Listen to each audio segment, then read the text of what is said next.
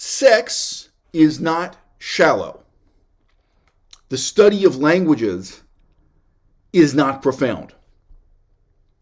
Caring about sex, really making your sex life your top priority, doesn't mean you're shallow, and it doesn't make you shallow. You know what I'm going to say next? Caring about the study of languages, ancient or modern.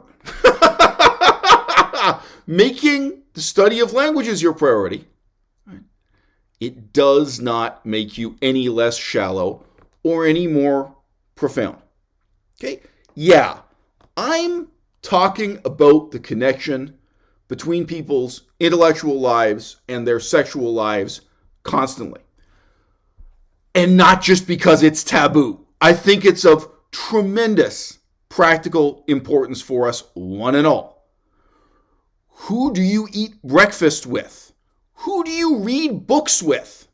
And even if the two of you are reading different books, who do you discuss those books with? For most of us, our intellectual lives are really tightly entwined with and bundled up with our sex lives, our love lives. And if those two things are separate, if really what you've got going on intellectually has no connection to what you've got going on romantically, you've got a problem. Now, someone else could start a YouTube channel talking about the study of languages and its connection to military service.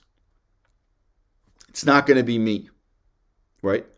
Still to this day, still in this century, there are people who learn languages with and for the military.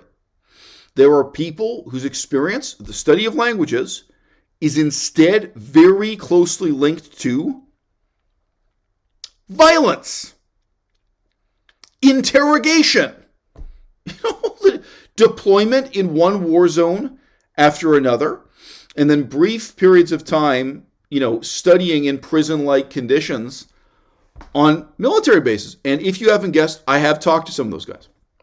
Life is long. I have met and had conversations with some of those guys who have had some of those experiences. Not me. It's not my story to tell.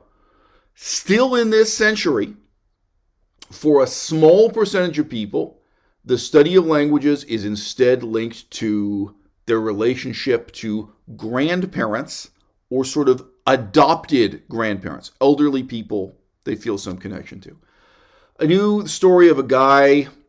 So this guy was a friend of a friend, but he wasn't my friend personally. This was a guy who became a male prostitute. So he was a white guy, I think just in Japan and Taiwan. He was selling his soul, so to speak. And he burnt out. He kind of lost his mind and went crazy after a point.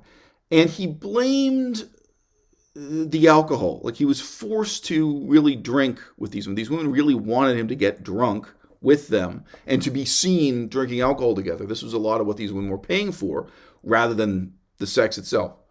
And this tells you something about Chinese culture in Taiwan. Okay? And, after he lost his mind, he ran away to a small town in Malaysia and he learned this dialect of Chinese that was kind of only preserved in Malaysia, living with an old woman who took care of him, a grandmother-like figure. It wasn't how the story ends, I don't know. All right. It's tremendously rare. Now, it's tremendously hard to arrange, right? Can you get into a situation where you work on somebody's farm in Laos or in Cambodia and learn the language in that way, There are some people for whom the learning of language is instead linked to organized religion. I don't have to say a whole hell of a lot about that. Let me tell you, most guys who sign up for that ticket on a Buddhist monastery, they're just as ignorant when they complete their course of studies as when they began. You can learn nothing. Meditating at a Buddhist retreat, signing up for the equivalent of military service in a Buddhist monastery. I've known and spoken to a lot of those guys. I knew a monk at the Marble Temple in Bangkok, Thailand, And every single story he had to tell was just about corruption in the purest sense. Monks who were motivated by money, trying to get as much money as possible out of this gig, wearing a Buddhist monk's robe, and they get in and get out.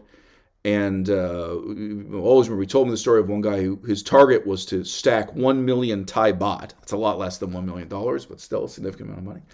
And he was trying to do it in 1 year. I think he did it in like 3 months or 4 months. Or something. He did it in record time, made 1 million baht, and he's out. That's it. He hangs up his robe and takes the money and goes back to what he wants to do with his life. Okay? Yeah. For most of us in this century, right? Instead, what we have to face up to is either we are learning these languages in the intimate company of a small number of people that we love, or else we're learning them alone. I have met and spoken to, all right, I was going to mention 3 different women here. Let's keep it to 2. One white woman who studied Chinese, and another woman, her first language is Chinese, her second language is English. And in both of these cases, I have to stop and ask. Yeah, there's a third woman, but I'm I'm keeping this concise. Third woman I could talk about is a very interesting example. Okay, but look. If I sleep with this woman, am I going to stop everything I'm doing and switch back to practicing Chinese? Reading and writing Chinese every day, caring about developing my ability to students.